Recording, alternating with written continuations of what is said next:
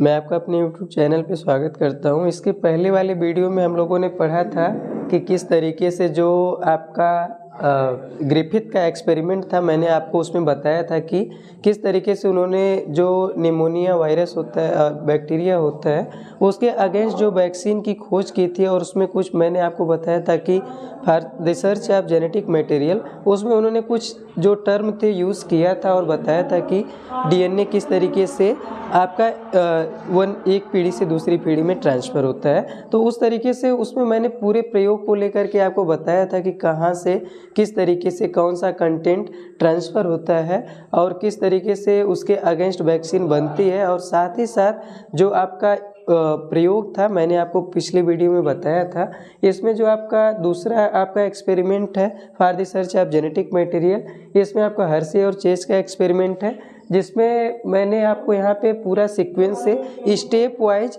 इस short video में पूरी तरीके से समझाने का प्रयत्न किया है। जिसमें मैं ये समझता हूँ कि जो आपका ये वायरस है, T2 है, बैक्टीरियोफेज है, इन सारे टर्म्स को मैं एक बार शॉर्ट रिवीजन में बता दे रहा हूँ। तो देखिए, जो बैक्टीरियोफेज होता है, बैक्टीरियोफेज को हम हिंदी में जीवाणु भोजी कहते हैं। और ये क्या होता है, एक तरीके का वायरस होता है जिसे हम T2 के नाम से भी जानते हैं। यहाँ पे मैंने उसका फिगर बनाया हुआ है। इसके बाद मैंने लिखा हुआ है कि इस एक्सपेरिमेंट में क्या क्या चीज़ें ली गई हैं, पहले मैं उसको बता दे रहा हूँ कि एक्सपेरिमेंट में क्या क्या लिया गया है। रेडियो एक्टिव के रूप में हमने सल्फर और फास्फोरस को लिया हुआ है। जैसे आप लोगों ने इसे कई तरीके से, इस जो एक प्रयोग है, एक्सपेरिमेंट है, इसे कई तरीके से आप एक्सप्लेन कर सकते हैं। एक और प्रयोग है उसमें S35 और P32 करके भी आप इसे बता सकते हैं। लेकिन मैंने सिंपल लैंग्वेज में आपको बताने का प्रयास किया कि किस तरीके से जो अलग अलग रेडियो एक्टिव होते हैं, कंटेंट होते हैं, रेडियो एक्टिव कंटेंट, वो किस तरीके से ट्रांसफ़र होते हैं। तो देखिए, मैंने एक्सपेरिमेंट में जो अलग अलग तरीके के टूल्स लिया हुआ है, कुछ आपके फेज पार्टिकल्स लिया हुआ है और इसके साथ ही होस्ट डीएनए के रूप में लिया हुआ है। इसमें हमने पूरे प्रयोग को दिखाया हुआ है। तो जो ओवरऑल जो आपका कंक्लूजन निकल के आता है इस एक्सपेरिमेंट से, कि हमने जो यहाँ पे रेडियो एक्टिव लिया था, वो अगर उसके सेल में हम जब ऑब्जर्वेशन करते हैं, अगर सल्फ़र हमें मिलता है, तो सल्फ़र क्यों हमने सल्फ़र ही लिया, क्योंकि आप जानते हैं कि जो सल्फ़र होता है वो आपका कंटेंट होता है प्रोटीन का। जबकि जो फास्फोरस हमने क्यों लिया, फास्फोरस किसका कंटेंट होता है, डीएनए का। जब आप डीएनए और प्रोटीन की संरचना पढ़ेंगे तब वहाँ पे आपको समझ में आएगा। यहाँ पे मैंने आपको बताया कि जो सल्फ़र होता है, जब हम वहाँ पे सर्च करते हैं, उसका ऑब्जर्वेशन करते हैं, तो वहाँ पर हमें सल्फ़र क्या होता है, प्रेजेंट मिलता है, लेकिन आउटसाइड द सेल। जबकि जब हम फास्फोरस का वहाँ पे जो कंटेंट होता है उसमें सर्च करते हैं तो वो इनसाइड द सेल मिलता है। तो ओवरऑल जो कंक्लूजन निकल के आता है कि डीएनए ही हमारा जेनेटिक मटेरियल है और प्रोटीन नहीं है। तो आइए हम इसे देखते हैं सीक्वेंस से कि किस तरीके से ये आपका ओवरऑल प्रोसेस है। तो यहाँ पे आप देखेंगे, सबसे पहले मैंने लिया हुआ है वायरस T2। मैंने बताया कि बैक्टीरियोफेज क्या होता है, जो बैक्टीरिया को क्या करता है, किल करता है या बैक्टीरिया को इन्फेक्ट करता है। तो इसमें मैंने लिखा है डीएनए और प्रोटीन। ये जो आपका जीवाणु भोजी होता है, किससे मिलकर बना होता है, डीएनए और प्रोटीन के कंटेंट इसके अंदर पाए जाते हैं। यहाँ पे मैंने बैक्टीरियोफेज का एक सिंपल डायग्राम बनाया हुआ है, जिसमें इसका ये हेड होता है, टेल होता है। इसमें आपका मैंने यहाँ पे लिखा हुआ है। यहाँ पे देखिए, जो बैक्टीरियोफेज है उसके बारे में हमें अध्ययन करना नहीं है, हमें एक सिंपल सा एक प्रयोग बताना था, इसलिए हमने बैक्टीरियोफेज को यहाँ पे ड्रा किया है। मैंने लिखा है T2 को मैंने बताया कि बैक्टीरियोफेज ही कहते हैं। और बैक्टीरियोफेज क्या करता है, वायरस के ऊपर इन्फेक्ट करता है। यहाँ पे मैंने लिखा है इन्फेक्ट ई कोलाई। और ई कोलाई क्या है, आपका बैक्टीरिया है। ठीक, ये बैक्टीरिया जो ई कोलाई होता है, हम इसे एक्सपेरिमेंट में होस्ट के रूप में लेते हैं। तो आपका यहाँ पे T2 क्या करता है, इन्फेक्ट करता है ई कोलाई के ऊपर। यहाँ पे फिर मैंने दूसरी पार्ट में लिखा है इन एक्सपेरिमेंट। ये तो हमने एक पहला क्या ले लिया, बैक्टीरियोफेज ले लिया, और दूसरा क्या ले लिया, ई कोलाई ले लिया, क्योंकि ई कोलाई क्या करता है, तेज़ी से डिवाइड करता है, जिससे हमें ज़्यादा से ज़्यादा कंटेंट जो है कि मिलते हैं। और तीसरे फॉर्म में हमने क्या लिखा है, in experiment they used radioactive. इसके अलावा हमने पहला बैक्टीरियोफेज, दूसरा ई कोलाई, और साथ ही साथ तीसरा हमने क्या लिया, radio active isotope in the form of जो सर्च ऑफ जेनेटिक मटेरियल होता है। इसमें सल्फर लिया और फास्फोरस लिया, सो डीएनए एंड प्रोटीन। मैंने देखा है कि जो सल्फर होता है किसका कंटेंट होता है, प्रोटीन का।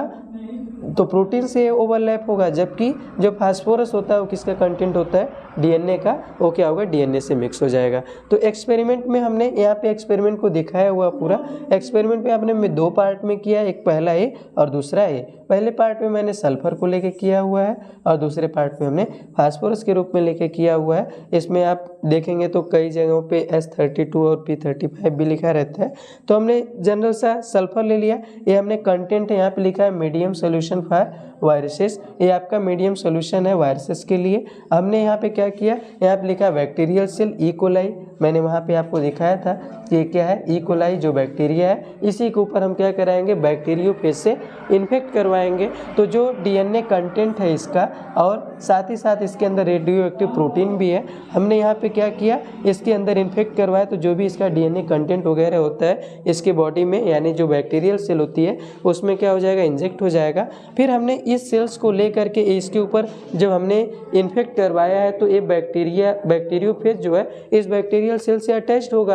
तो हमने क्या किया, ब्लेंडर किया। ब्लेंडर में क्या होता है, इसे मिक्स किया जाता है। ठीक, ब्लेंडर में मिक्स भी किया जाता है और साथ ही साथ जो इसकी शीट है, जब इसके कंटेंट इसके अंदर चले गए तो केवल शीट बची हुई है। इसके जो पार्ट होते हैं जब हम इसे ब्लेंडर करते हैं तो जो इसके पार्ट देखिए मैंने यहाँ पे दिखाया हुआ है, इम्पटी प्रोटीन शीट, तो ये क्या होती है, इस बैक्टीरियल सेल से अलग हो जाती है, क्योंकि हमें प्रयोग में तो उसके डीएनए कंटेंट और रेडियो एक्टिव आइसोटोप को ही लेना था।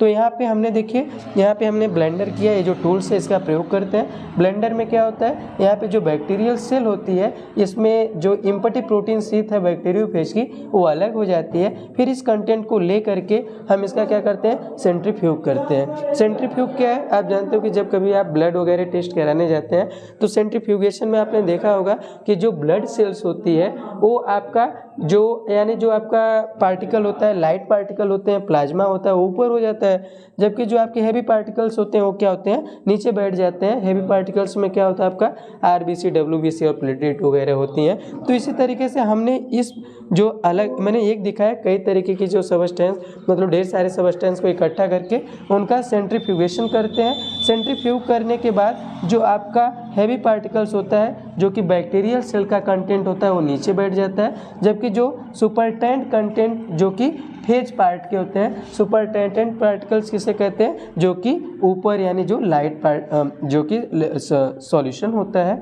यानी ये ऊपर तैरता रहता है। तो इसमें आप देखेंगे यहाँ पे जो सुपरटेंट कंटेंट फेज पार्टिकल्स है, क्योंकि फेज पार्टिकल्स तो इसके अंदर आ ही चुका है, तो ये फेज पार्टिकल्स है, और नीचे जो ये है आपका बैक्टीरियल सेल्स है। तो हमने जब इसका पूरा ऑब्जर्वेशन किया तो हमने पाया कि जो रेडियो एक्टिव है वो लिक्विड में पाया गया, यानी आउटसाइड द सेल। कहने का मतलब जो सल्फर था वो बैक्टीरियल सेल में तो नहीं पाया गया, लेकिन जो ये फेज पार्टिकल थे उसमें आपका देखने को मिला। तो इससे ये पता चला कि ये इसके सेल में तो नहीं गया। तो आपका सल्फर क्या है, ये यानी सल्फर किसका कंटेंट है, प्रोटीन। तो प्रोटीन आपका जेनेटिक मटेरियल नहीं होता है। तो ये तो हमें पता चल गया कि प्रोटीन हमारा जेनेटिक मटेरियल नहीं है। क्यों? क्योंकि सेंट्रीफ्यूग के दौरान जो बैक्टीरियल सेल थे, अगर ये जेनेटिक मटेरियल होता तो एक ट्रांसफ़र होता, एक पीढ़ी से दूसरी पीढ़ी में या एक सेल से दूसरी सेल में ट्रांसफ़र होता, लेकिन ये ट्रांसफ़र हुआ नहीं। केवल आपका क्या देखने को मिला, सल्फर देखने को मिला, जो कि फेज पार्टिकल्स में प्रेजेंट था, बैक्टीरियल सेल में नहीं था। फिर हमने दूसरा एक्सपेरिमेंट लिया आपके पी को लेकर के। पी क्या है आपका, फास्फोरस है, और पी किसका कंटेंट है, डीएनए का कंटेंट है। तो डीएनए के कंटेंट में आप देखेंगे सेम जो हमने मीडियम ऊपर लिया हुआ है, सेम वही मीडियम हमने नीचे लिया हुआ है, वही सीक्वेंस भी लिया हुआ है और वही प्रोसेस भी लिया हुआ है। सेम चीज़ें मैंने बस अपने कह लिया हुआ है। यहाँ पे जो सॉल्यूशन था सल्फर के रूप में, हमने किसके रूप में ले लिया, फास्फोरस के रूप में। फिर उसी तरीके से जो ई कोलाई है, ये क्या है आपका, ई कोलाई है, इसके ऊपर हमने क्या कराया, इन्फेक्ट करवाया, किससे, बैक्टीरियोफेज से। तो बैक्टीरियोफेज के अंदर आप जानते हैं कि जो ये सॉल्यूशन होता है, बैक्टीरियोफेज को इस सॉल्यूशन में रखते हैं, जिसके से कि जो फास्फोरस का कंटेंट है बैक्टीरियोफेज के अंदर चला जाए, ताकि जब ये किसी को इन्फेक्ट करे तो इसके जो भी कंटेंट है वो अगली सेल में क्या हो, ट्रांसफ़र हो। तो हमने इस तरीके से यहाँ पे बैक्टीरियोफेज को इसके ऊपर इन्फेक्ट करवाया। फिर वही ब्लेंडर का प्रोसेस किया, मिक्स किया, ताकि जो ये शीट वगैरह है, ये बैक्टीरियोफेज जिससे अटैच है इसकी जो शीट है वो इससे क्या हो, डिटैच होके अलग हो जाए। यहाँ पे हमने वही प्रोसेस किया, यहाँ पे जो लिखा हुआ है ब्लेंडर किया। अब देख रहे हैं ये जो प्रोटीन की शीट है, इम्पैटिव प्रोटीन शीट, ये इससे अलग हो जाती है और साथ ही साथ जो इनके कंटेंट होते हैं बैक्टीरियोफेज के और बैक्टीरिया के आपस में मिक्स हो जाते हैं। उसके बाद फिर हमने वही प्रोसेस लिया, एक कई तरीके के जो कंटेंट होते हैं हमने इसे टेस्ट ट्यूब में लेकर के इसे क्या करते हैं, फिर सेंट्रीफ्यूगेशन वाली प्रक्रिया को करते हैं। तो सेंट्रीफ्यूग में मैंने बताया कि जो आपके ये सुपरिटेंट कंटेंट्स होते हैं ऊपर हो जाते हैं, जबकि जो बैक्टीरियल सेल्स होती है वो क्या होती है, नीचे हो जाती है। ऊपर वाले पार्ट किसके पार्ट हैं, फेज पार्ट है, और जो आपके हैवी पार्ट्स हैं वो क्या है, बैक्टीरियल सेल्स में है। तो हमने जब इसका ऑब्जर्वेशन किया और इसके प्रयोग में देखा कि जो ये आपका कंटेंट था बैक्टीरियल सेल का,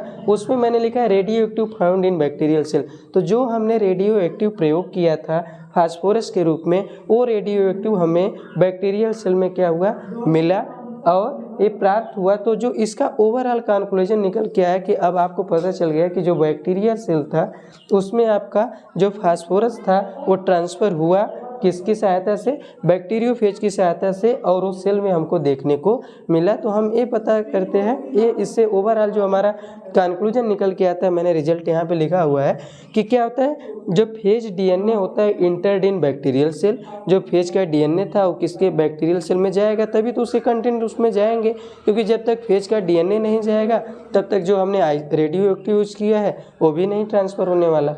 तो बैक्टीरियल सेल में तो ये आपका इंटर हुआ बैक्टीरियल सेल में, लेकिन जो फेज प्रोटीन था वो आपका इंटर नहीं हुआ। तो इसके से हमारा जो कंक्लूजन निकल के आता है कि डीएनए ही क्या है, जेनेटिक मटेरियल है, जबकि प्रोटीन नहीं। तो ओवरऑल जो ये आपका एक्सपेरिमेंट था हार्शे और चेज का, ये बताने के लिए कि आपका डीएनए ही क्या होता है, जेनेटिक मटेरियल होता है, प्रोटीन नहीं। तो इसमें जो आपका पूरा तरीके से हमने क्या क्या लिया था, बैक्टीरियोफेज को लिया था, उसके बाद इन्फेक्ट करवाया था, और उसके बाद रेडियो एक्टिव को लिया था। तो उसके बाद ये हमने प्रोसेस को दिखाया, एक में हमने अलग रेडियो एक्टिव को लिया और दूसरे में अलग रेडियो एक्टिव को लिया, और दोनों के अलग अलग कंटेंट होते हैं, और दोनों को ओवरऑल कंक्लूजन से हमने ये प्राप्त किया कि जो डीएनए होता है वही हमारा जेनेटिक मटेरियल होता है, जबकि प्रोटीन नहीं होता।